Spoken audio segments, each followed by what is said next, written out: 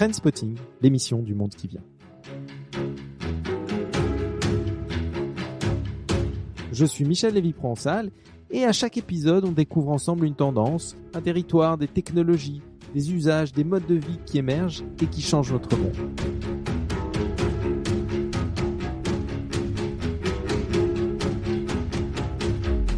Depuis quelques mois, vous avez vu l'évolution fulgurante des IA génératives. D'ailleurs, on en a parlé lors du premier épisode de Trendspotting. Depuis fin novembre, OpenAI a sorti une nouvelle version de leur modèle neuronal. Et ils l'ont mis à disposition du grand public.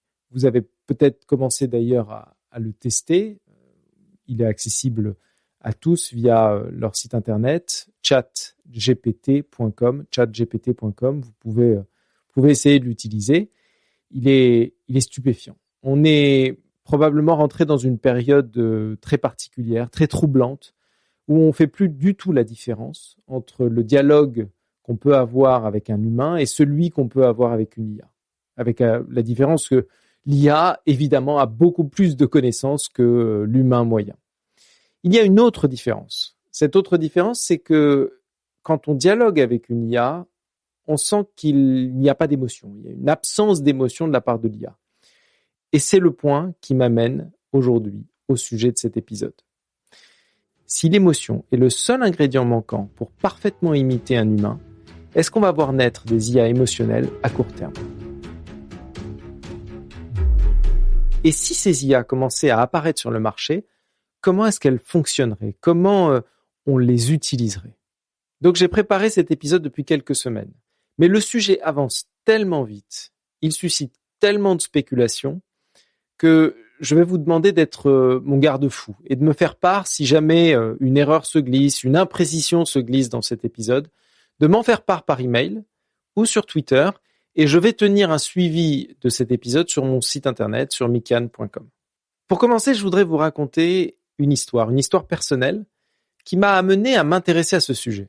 En 1991, j'étais en prépa dans un lycée parisien, au lycée Jacques Decour, dans le 18e arrondissement. Et à l'époque, j'étais en mathématiques spéciales. Je ne sais pas comment on appelle cette deuxième partie de la prépa scientifique aujourd'hui. Quoi qu'il en soit, à l'époque, j'étais en maths spé. Et à l'époque, tous les matins, je me souviens que j'avais un cours de maths. C'était une torture pour moi. Pendant tout l'hiver de cette année-là, la salle de cours était glaciale. On arrivait, il était 8h moins le quart. Et notre prof de l'époque, un vieux monsieur avec une petite barbichette grise, allumait systématiquement un cigarillo pendant qu'on s'installait à notre table. À 8h moins le quart du matin, l'odeur âcre de ce cigarillo. On était encore à moitié endormis. Et là, dès la première bouffée, il commençait à noter des équations, des schémas à la craie jaune sur le tableau noir. La fumée, la poussière formaient un nuage sale juste en dessous des néons. Et c'était en fait la parfaite image de mon cerveau pendant ces cours de maths. Un nuage de fumée. Je n'ai jamais autant été largué de ma vie pendant un cours. Et puis, 2 heures plus tard, on se retrouvait 4 fois par semaine en cours de physique. Et là, c'était radicalement différent. Notre prof démarrait toujours son cours par un exemple, par une expérience. Il nous expliquait un phénomène pour ensuite essayer de nous amener à une question, toujours la même question. Comment ça marche ? Et chez lui, pas de fumée, pas de poussière de craie. Tout était clair dans ses cours. Alors, vous allez me dire, évidemment, l'expérience se prête plus à la physique, à la biologie ou à la chimie qu'aux mathématiques. Encore que, on aurait pu commencer un cours de maths par un cours de physique. Créer un besoin qui émerge du cours de physique, du fameux comment ça marche, une question que l'outil mathématique aurait pu résoudre. Et si nos profs s'étaient coordonnés, peut-être que mes cours de maths n'auraient pas été aussi nébuleux qu'ils ont été pendant toute cette année. En réalité, ce n'est que 20 ans plus tard que j'ai découvert pourquoi les cours de physique m'avaient autant marqué et les cours de maths étaient aussi nébuleux. J'ai découvert les théories de la pédagogie expérientielle et combien il est important dans le processus d'apprentissage de faire appel à une question, le fameux « comment ça marche » par exemple, et de créer une occasion pour le cerveau de prédire une conclusion, de tenter une intuition. Ce qui nous marque, ce qui s'imprime dans notre mémoire, c'est cette émotion très particulière quand cette fameuse intuition, cette prédiction que notre cerveau fait est confirmée par ce que le professeur ou la professeure vous apprend. Vous savez, c'est le fameux effet Eureka. Et pourtant, à l'école, on nous a appris tout le contraire. Dans quasiment toutes les matières et avec la grande majorité de nos profs, on a appris en commençant par la théorie, par l'abstraction qu'on a ensuite, dans un second temps, tenté d'appliquer dans des exercices, dans des expériences ou dans ces fameux TD, ces travaux dirigés qu'on a tous connus. Il y a de plus en plus de littérature qui évoque la pédagogie expérientielle comme une approche beaucoup plus efficace à l'école. Et ça donne naissance à de nouvelles méthodes d'apprentissage qui partent de l'exemple pour aller vers l'abstraction, vers la théorie. Alors comment ça marche ? Comment ça marche dans notre cerveau ? Pourquoi il est plus efficace de partir de l'exemple pour aller vers la théorie que de faire l'inverse ? On peut avancer une hypothèse. Lorsqu'on utilise une succession d'exemples ou d'expériences, on construit chez l'interlocuteur des schémas mentaux, des sortes d'intuitions qui, au fur et à mesure qu'on avance dans le discours, finit par devenir de plus en plus claires et qui, à la fin, lorsqu'on délivre, lorsqu'on dévoile la théorie, lorsqu'on dévoile la dimension abstraite de tout ce qu'on a construit précédemment, on ne fait que révéler, que confirmer cette intuition qui s'est progressivement inscrite dans le cerveau de l'interlocuteur. Et quand l'intuition est confirmée, ça produit une émotion positive qui aide à mémoriser l'information. C'est probablement ça, l'effet Eureka. Certains disent que ça imprime à ce moment-là. J'utilise pour ma part souvent un autre exemple pour expliquer ce phénomène. Il s'avère que depuis plus de 10 ans, je prépare des intervenants à donner des TED Talks. J'ai accompagné des centaines d'intervenants pour rédiger, préparer, répéter leur TED Talk. Je leur ai toujours conseillé d'abord de réfléchir au message qu'ils souhaitaient délivrer. Et ensuite, je leur ai demandé de me raconter des histoires, des anecdotes qui illustrent ce message.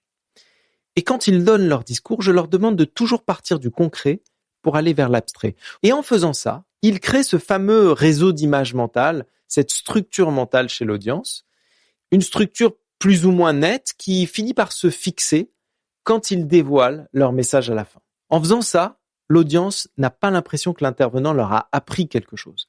Elle a le sentiment qu'il leur a fait vivre quelques histoires, vivre des émotions, puis révéler une idée qui, d'une certaine manière, préexistait dans leur cerveau. En fait, l'intervenant a construit cette intuition pas à pas, petit à petit, notamment grâce à l'exemple, grâce aux histoires, et les cerveaux dans l'audience ont comme prédit une conclusion que l'intervenant avait sous-entendue et qu'il vient juste confirmer à la fin. C'est cette confirmation qui crée encore une fois l'effet Eureka. C'est une récompense pour le cerveau et ça crée une émotion positive. Ce qui est valable à l'école ou dans un TED Talk est aussi valable dans la pédagogie en général, chez nos enfants, à l'école ou pour nous, lors de formations professionnelles. Et c'est d'ailleurs ce que probablement Maria Montessori a tenté d'appliquer dans sa méthodologie. C'est aussi ce que Ulrich Bowser, qui a écrit un livre passionnant sur le sujet, dont le titre est Learn Better, explique. Il dit qu'au tout début du processus, la personne qui apprend doit être surprise. Elle doit éveiller sa curiosité. Elle doit être excitée dans sa curiosité pour se mettre dans une situation où il y a un désir d'apprendre. Ensuite, le storytelling, l'exemple, l'expérience est un bon moyen de créer cette première surprise et surtout de commencer à construire cette figure mentale qui doit progressivement, au fur et à mesure que la personne avance dans le processus d'apprentissage, se confronter au réel. Et comment elle se confronte au réel ? Eh bien, grâce à l'expérience, grâce à la mise en pratique, grâce à l'essai-erreur. Et c'est là, dans ce processus d'essai-erreur, que le cerveau confirme ou infirme l'intuition qu'il a eue. Et c'est là que se produit le fameux effet Eureka ou le moment où le cerveau imprime. Dans le cadre des programmes d'apprentissage que je conçois et que je délivre avec l'équipe Brightness, on travaille systématiquement avec cette approche. C'est une approche qui fait appel au storytelling, qui fait appel à l'émotion, qui fait appel à l'expérience pour améliorer le processus d'apprentissage. Mais jusqu'à présent, ça reste une approche artisanale, ça reste une approche heuristique, et elle n'est pas basée sur des conclusions scientifiques prouvées. La recherche est en plein essor pour essayer de comprendre comment l'émotion peut avoir une influence sur la mémorisation. De plus en plus de chercheurs émettent des hypothèses, par exemple que les émotions soutiennent l'attention de la personne qui apprend, qu'elles aident à encoder l'information dans le cerveau, ou qu'elles aident à consolider les souvenirs, ou même à inhiber certains souvenirs. Quoi qu'il en soit, l'émotion est devenue un élément très important dans les solutions pédagogiques modernes. Et ça n'était pas du tout le cas avant les années 80. Moi, je me rappelle, en cours, les élèves devaient rester concentrés, déconnectés de toute émotion qui pouvait, par exemple, les déconcentrer. Aujourd'hui, les choses ont radicalement changé. Même si on ne connaît pas les mécanismes qui sont en jeu, eh bien, on sait quand même que les émotions ont une influence sur la mémorisation.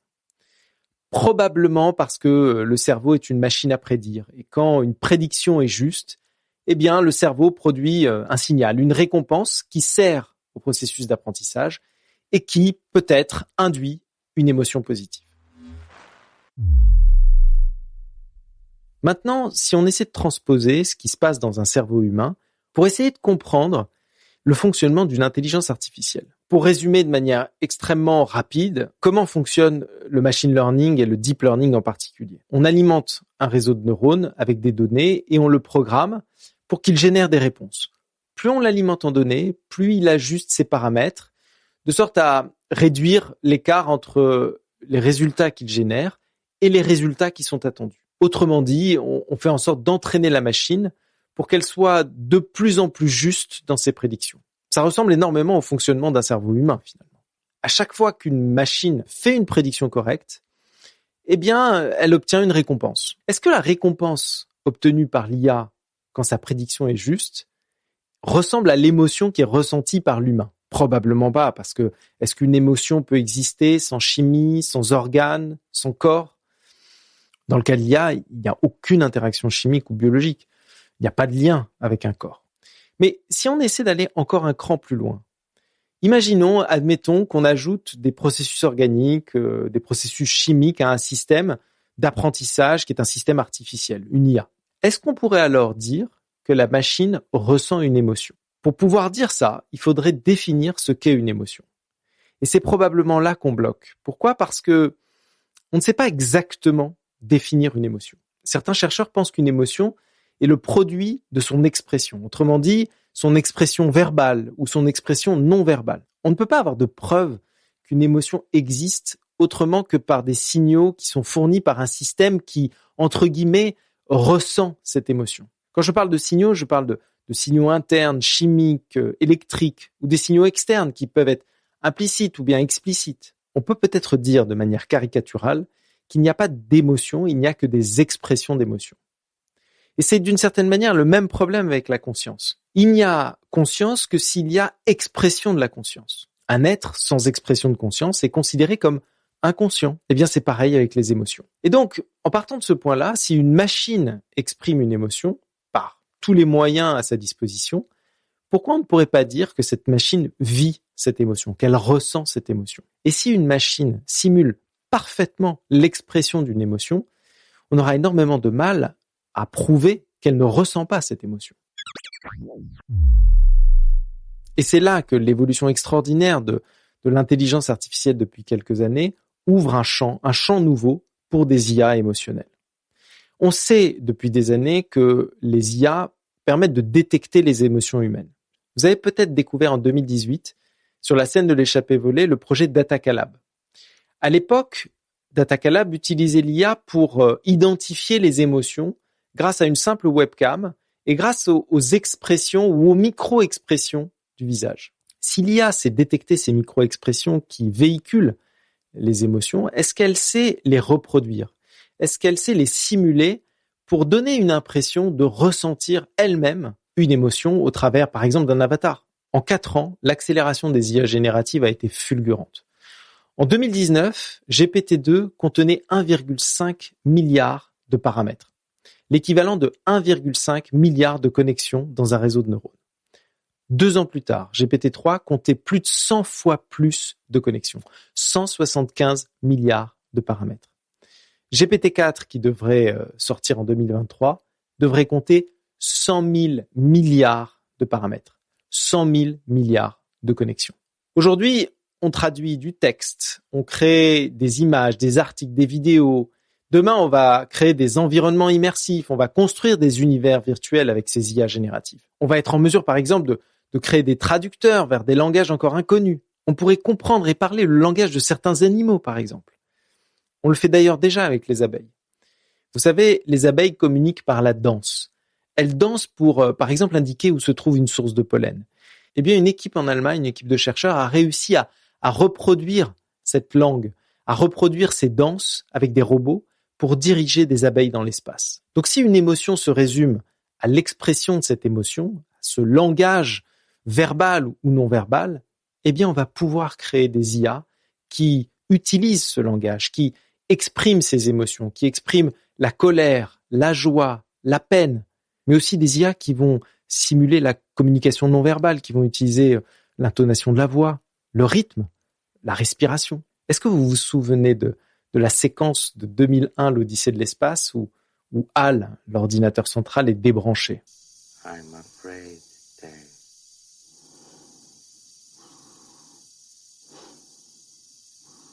Dave, my mind is going.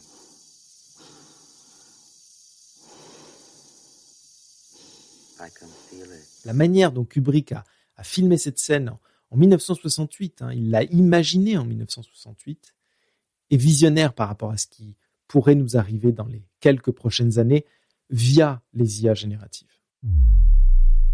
Maintenant, je vous propose de revenir à la question du début, la question de la pédagogie. Il y a une expérience qui avait été menée en Inde par un chercheur, Sugata Mitra, qui s'intéressait à la capacité des enfants à s'auto-former. Il a remarqué quelque chose d'étonnant. Si une personne suit l'enfant dans son processus d'apprentissage, même si cette personne est complètement incompétente dans le domaine que l'enfant essaie d'apprendre, eh bien, le fait seulement que cette personne encourage l'enfant améliore ses capacités d'apprentissage. Il a par exemple travaillé avec des réseaux de grands-mères. Il a découvert que les grands-mères, derrière les enfants, passaient leur temps à simplement les encourager, à leur dire simplement combien elles étaient fières de ces enfants qui travaillaient, qui apprenaient. Et ces encouragements, cette empathie vis-à-vis des enfants amélioraient leurs résultats.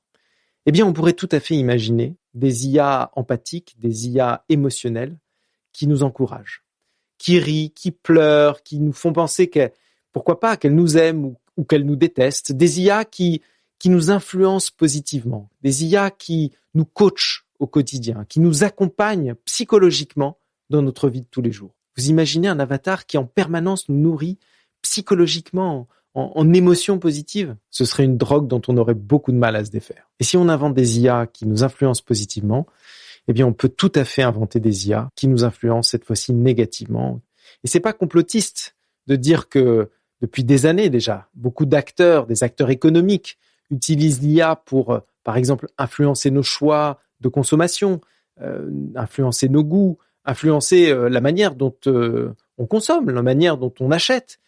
Qu'est-ce qui se passera si demain, ces IA sont utilisées pour aller au-delà, pour modifier nos comportements, nos jugements, nos convictions? Comment est-ce qu'on pourrait se défendre contre ces armes cognitives dans cette guerre tout aussi cognitive qui se prépare? Les puissances rassemblent leurs forces. Elles utilisent le soft power, elles utilisent l'influence des foules, la propagande. Et cette propagande joue un rôle de plus en plus critique. Comment est-ce qu'on peut se protéger contre des IA émotionnelles mal intentionnées? Le développement des IA génératives ouvre un champ extraordinaire, un champ très positif, on l'a vu au travers de la pédagogie, potentiellement au travers du coaching psychologique, mais elles ouvrent aussi, ces IA, un territoire potentiellement dangereux, un territoire inquiétant, dans lequel il va falloir apprendre à se défendre, dans lequel il va falloir développer des compétences, des boucliers cognitifs. Et ça, c'est un sujet, encore une fois, passionnant pour un prochain épisode. C'était Trendspotting. Si vous avez aimé cet épisode, n'hésitez pas à mettre des étoiles, ajouter un avis sur vos plateformes préférées et vous abonner au programme. N'hésitez pas non plus à m'envoyer un mail ou me contacter sur Twitter. Sur Twitter, @Mutian et par email, michel@brightness.fr. Je serai ravi d'échanger avec vous. Je vous dis à très bientôt.